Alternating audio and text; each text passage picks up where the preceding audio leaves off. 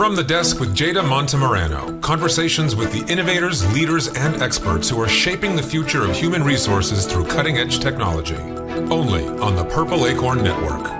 Welcome back to From the Desk with Jada Montemarano, the podcast where we explore the intersection of technology, talent, and transformation in the world of HR. I'm your host, Jada, and every week I'll be sitting down with innovators, leaders, and experts who are shaping the future of human resources through technology.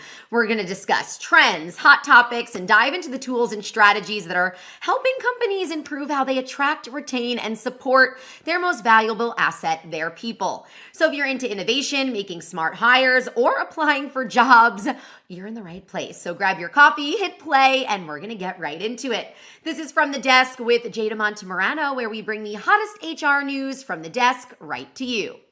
And today's guest is one of the most trusted voices in talent acquisition, Serge Boudreau. You may know him from our HR morning show as the HR Weatherman, but Serge is so much more than that. He's based in Calgary, Canada, and he's spent over 20 years in the talent acquisition space, leading teams for some of Canada's biggest brands and shaping the job advertising world with senior roles at Career Beacon, Workopolis, and Indeed. Now the VP of Global Agency Partnerships at C Squared, Serge's deep knowledge and passion for HR make him the perfect person to offer us a temperature check today on the state of talent acquisition. And if you're looking for a clear breakdown of the HR world, you came to the right place. So thank you for joining us today, Serge. Well, Jada, this is my pleasure. I told you in the green room that I am a big fan. I did watch your clips. You are a fantastic broadcaster. So to be brought in from the world of HR podcasts to your show is an honor. Well, we have the weatherman and the anchor here, so we got our whole show. Love it. Yes. Have you watched? I need tips on being a better weatherman. First of all, I should probably understand the weather. I should probably know the difference between Celsius and Fahrenheit, especially for an American audience, but it's pretty good. Any advice? The first time I ever did weather was in college, and I did a sports weather map. So similar to you of doing weather with something different. So unfortunately, I have no weather tips for you. Too bad, but a real pleasure. Yes, thank you for coming. And what I know you are knowledgeable in is talent acquisition. So we have viewers who are either in the HR space or, like I said, are looking for jobs. So let's just start off with, what is talent acquisition for people who may not know? Well, it's a question that I get a lot, and you probably will get that question. You're going away for Christmas, so your family might ask, what are you doing now? And you can say that you're working with folks in talent acquisition. I'll be very brief with it. Basically, when we think about talent acquisition, it's very similar to recruitment, but a little bit different. Your focus on recruitment is you have one role, you want to fill it as quickly as possible. Talent acquisition is the whole strategy. A lot of organizations have this within their HR department. We talk about workforce planning, employer branding, actual interviewing, actual selection. And one of the most important thing is onboarding as well. So it takes all those elements, and it's kind of a strategy, a playbook on how you get the best talent for now, but also in the future. And how has it changed during your time? I know we're going to talk a lot about technology and AI, but as a brief overview, what are the major changes you've seen? Well, I've been doing it 20 years. It's changed a lot. Like when I first, and this is going to age me, but when I first started applying for jobs, we actually used a fax machine. Like there was a couple ways you could actually go and drop off your resume, which still happens today. Still happens in retail, tons of jobs. Or you could fax your resume. Around 2000, really the world of online applications started to happen, where you actually looked at a job board, which was basically a classified, similar to what we see now. And you just click and you apply, and it goes into, some people think, a black hole, but it's actually going into an applicant tracking system. So that's evolved a little bit, but not dramatically. If I really take technology away, it hasn't really changed. We still have a resume. We still have a job description. There's still people that apply for jobs. They still interview. But I think we are right now at the precipice of some major, major changes in talent acquisition, because it's just not working anymore. How people look for jobs, how long people stay in jobs is not the same. If you think about your parents, they probably stayed in their job their whole career. Now, someone that's coming out of college now, it's probably going to have 10 jobs before 10 years. Like it's so dramatically different.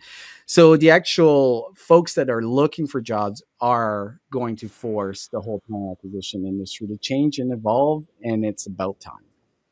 And on that note, is there anything you think will stick around? What do you think will be changed in the next few years, 5 years? A lot of people think that the resume is going to go away. I disagree. I don't think the resume will ever disappear, but I think we're going to see a lot more in-depth assessments of your actual skills. People are looking like it used to be, okay, I have 10 years experience doing this. And that was good enough to get the next job. But the skills that you need to be successful change so rapidly. Basically, technology forces you to change your skills every 2 years. So I think we're going to go a lot deeper in assessing skills. And if you have the actual ability to learn that new skill, then, okay, you have this experience. So that's a major change that's going to happen. It's happening already. But then you start factoring elements like AI into talent acquisition, and it's causing some major challenges that we're going to have to adapt to and also leverage to actually make our practice better. And what are those challenges? I know we're going to probably talk a lot about AI moving forward now. So, what Yeah. are those challenges you're seeing with AI being integrated into that? Yeah, there's two sides of it, right? There's the job seeker, which half of your listeners are probably going to be job seekers and be like, okay, how can I leverage AI to get a better chance of the job? And we're already seeing it, right? Like we're seeing a couple of things. We're seeing AI assisted, which is basically going in and putting in your resume, asking ChatGPT, can you make this better? And in some cases, adding the job description and can you match my resume to this job description? Which in theory sounds great, right? Like all the resumes look fantastic. But that's also part of the problem. All the resumes look fantastic. I'll give you an example, and I've seen this recently where someone was posting a job for a supply chain manager at a large oil and gas company. So major job, big job, right? And one of the resumes that she sent me is like, initially when I looked at this, I'm like, this person matches perfectly. But when you dug in deeper, it was actually someone that stocks shelves at Walmart, which there's nothing wrong with that. Like every job is a good job, in my opinion, but it doesn't qualify you to be a supply chain manager at a large corporation. So that's been like one of the factors. All the resumes and cover letters are looking the same and everyone looks qualified. So as a recruiter, you got to spend a ton more time just going through the resume in depth, asking more questions, trying to figure out, is this legit or just BS? And I would say the majority right now is pure BS, right? Like those resumes are made to fit the job, but the person is actually not qualified. The other thing is, I don't know if you've heard of this, is there's been plenty of tools that apply. I call them lazy apply tools. So you can literally leverage AI to apply to thousands of jobs, which in theory sounds great, but is causing so much noise within the whole ecosystem of some companies are getting 1,000, 2,000 applicants for one job. And as a recruiter, you can't go through that many resumes. So that's causing a huge challenge. And in reality, it's so stupid, Jada. Like as a job seeker, like I live in a city of around 2 million people. If I look on the job boards, there's maybe 5 jobs that I'm like actually qualified to do and I'd be good at. How are you applying to 1,000 jobs? So those are the two major issue from the job seeker side. On the flip side is we have a lot of folks both in the HR tech or recruiters that are thinking, hey, we can fix this. We can create tools that are matching those candidates to our job description, kind of vice versa what the candidate is doing. But there's so many flaws right now because you're taking two really bad documents. You're taking job descriptions, which are basically the same as I like to call them an ingredient list on the side of a cereal box, right? It's just like, here is everything you'll do and everything you need. and a resume and thinking, hey, we can match this and give you the best possible candidates, I'll tell you, it rarely works. So we are still pretty far down the road of making it work, but we're not there yet. So there is so many challenges, but the biggest one is how many applicants are applying to jobs right now is just not sustainable. It's not sustainable for talent acquisition departments. And is that why it's so hard for people to find jobs right now? Because obviously, we're talking about a job market since the pandemic that has looked vastly different. You're saying thousands of applications are coming in, which means these people are needing jobs, whether they're qualified for or Yeah. not. But it seems like at the same time, no one's hiring. So, what, in your opinion of what you're seeing, what do you think is happening? Well, Jada, I wish I had that answer, but it's a really good question because it's confusing, right? You're seeing unemployment rates being not that low. It seems like a lot of companies should be hiring. You're seeing a lot of job ads thinking like, how can I not get a job? I think there's a difference. So there's two really key sectors of jobs, and I like to call them the sit down jobs, right? Knowledge workers. During the pandemic, those roles were such in demand and almost impossible to fill. Like we're talking like software devs, they were getting double the market rate. And anything that involves knowledge is really sunk. It's really challenging to get those roles. Those are the roles that are getting laid off right now. Then the flip side of it is what I call the stand-up roles. This is skilled trades, right? And construction. Those types of roles are such a demand, but there's just not enough people to be trained to be able to fill those roles with. And some of the, when I say stand up, there's also like retail, those types of roles that not a lot of people want to do as well. So that causes a challenge. So there's these two sectors, everyone's struggling. But to answer your question, if recruiters and talent acquisitions are kind of the canary in the coal mine. So when the economy starts sinking, like end of 2022, start of 2023, a lot of recruiters got laid off first. This always happens. If you're not going to be hiring, you lay off the recruiters, and vice versa. When hiring picks up, recruiters are the first one to hire. So you have less recruiters. You have career coaches out there saying, hey, you should apply for every role, even if you're not qualified, right?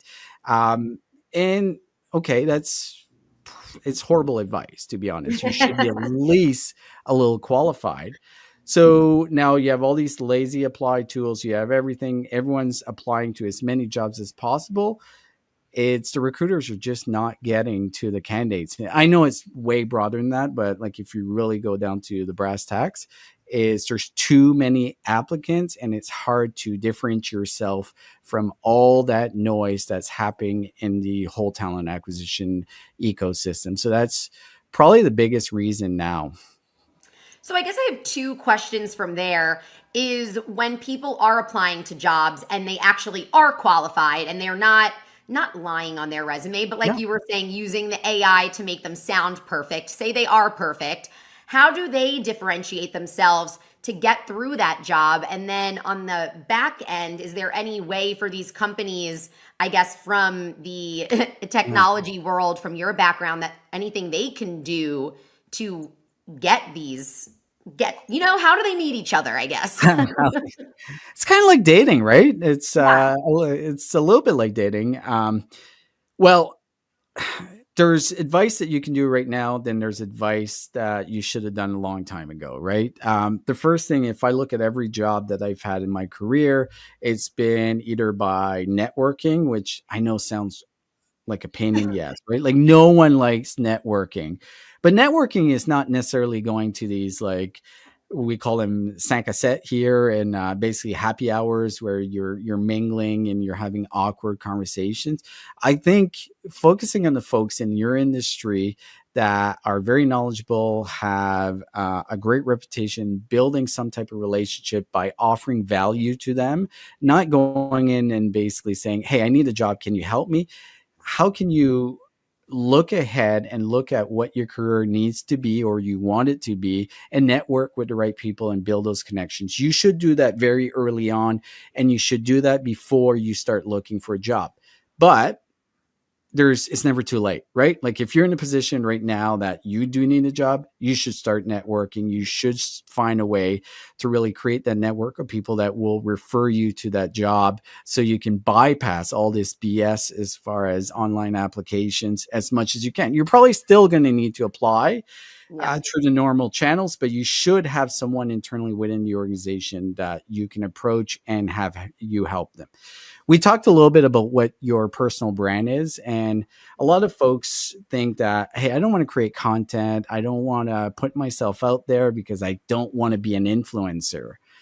It's no longer about being an influencer. People trust people they've seen and other people know. So as much as you can put yourself out there and create content, and when I say create content, it has to have some value to the marketplace, right? Like if you want to go out and talk about your dog and cat, that's great, but that's not going to drive anyone interested in hiring you potentially, but it's probably rare. So creating a content that's really focused of putting yourself as a thought leader in the industry is critical. To go on the other side, and how can companies fix this? Be very specific of what you're looking for. And because it's our fault. Like companies are going out there, and I call it Instagram versus reality, right? They put this picture at this company. It's the greatest place to work because of this, and this. Well, then the employee comes in and it's not the reality, right? And I've used this example, and I stole it from James Ellis, who's an employment brand. He talks about, if I'm going to tell you, Jada, you're going to come to work for me, and every day you can cuddle with puppies all day long. You're going to think it's fantastic, right? You're going to be like, I want to work here. But on the first day you show up and they say, actually, you can only cuddle puppies half of the day. He's still pretty exciting. Everyone loves to cuddle puppies. But you feel kind of jiff, right? You'd be like, no, you told me that I could cuddle with puppies all day long. And I did not accept the other job that offered cuddling with cats and puppies because you promised me the whole day. Now I'm screwed, right? Like you've given me a reality that's not the case. And I think like we see it all the time, like join us, we're like a family, the greatest work environment, we support each other, and you go in and it's just like infighting. It's just the most toxic environment. Feels like Thanksgiving with your whole family, right? And so I think we have to be more realistic because recruitment marketing, talent acquisition compared to marketing itself, marketing, you want to sell as many widgets as possible. In this case, you only want to sell qualified widgets, right? You want people to opt out. So you want to share what sucks about working in your company, what challenges they're going to deal with. Like be realistic, because if you're putting this inflated picture of what it is to work at your company, they might come on board, but they're going to drop off. And the other thing, everyone's going to apply because, like, why wouldn't you apply if this place is the greatest place and I get to cuddle puppies all day long?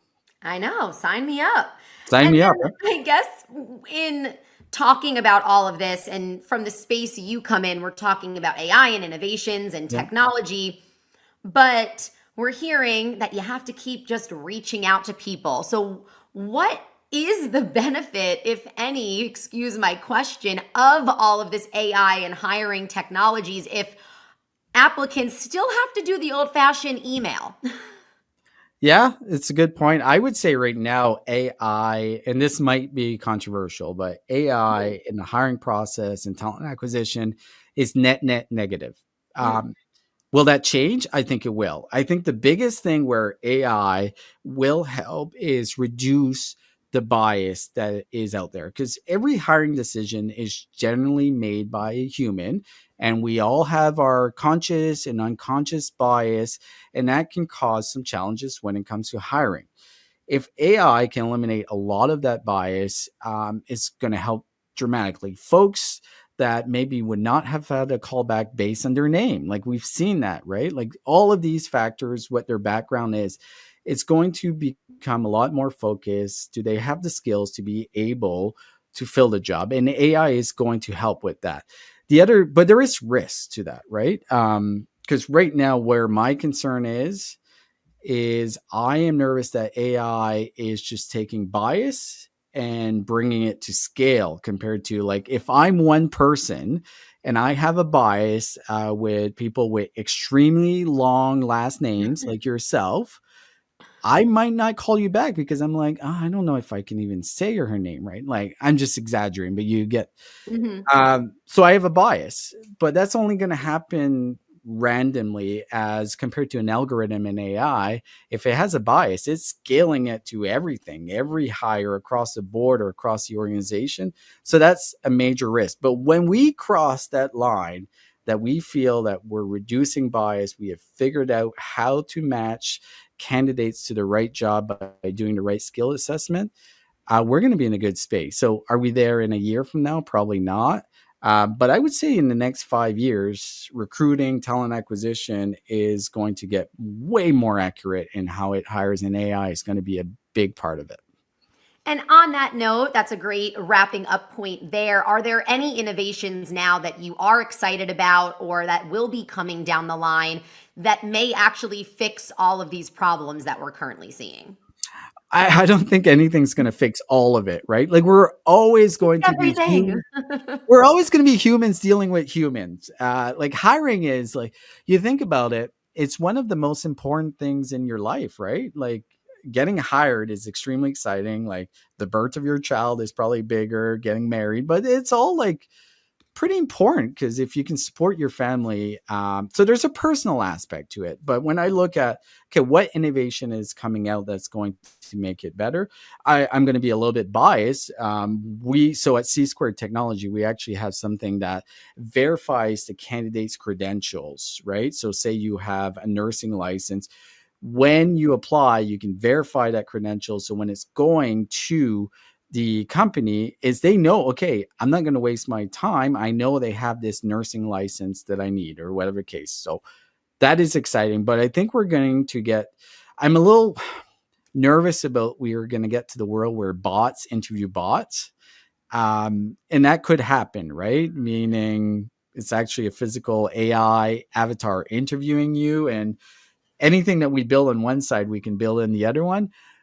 But I'm not sure I'm against that. I think that could be really exciting because think about it, I could do 10, 15 interviews in a day if that AI avatar is trained really to who I am.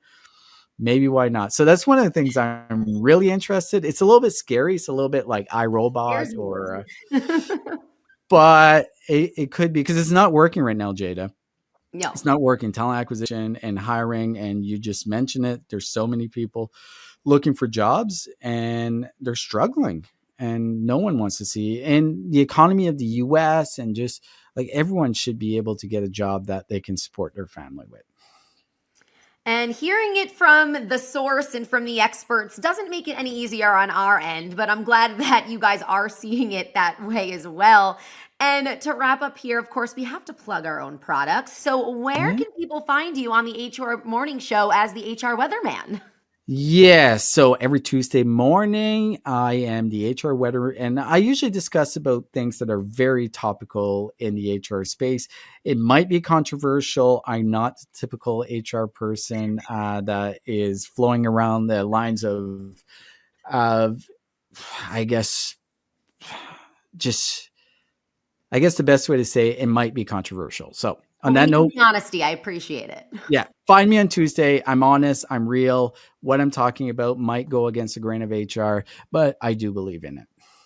Well, thank you so much once again for joining us. And for all of our viewers and listeners, thank you for joining us as well. You'll catch us every Friday at 11 a.m. Pacific time. So if you're hungry for other Purple Acorn shows like the HR Morning Show, make sure you go to purpleacornnetwork.com and Purple Acorn on LinkedIn. And I will see you next time on From the Desk with Jada.